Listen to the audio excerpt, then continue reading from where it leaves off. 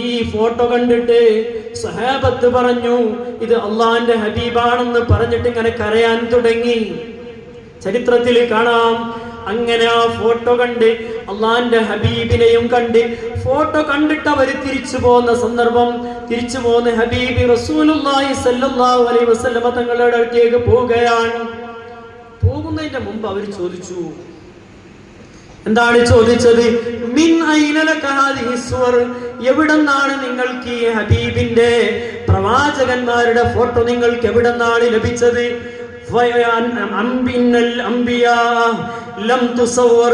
ഒരു പ്രവാചകന്റെ ഫോട്ടോ വരക്കാറില്ല, അതൊരിക്കലും അനുവദനീയമല്ലെന്ന് ഞങ്ങൾക്കറിയാം.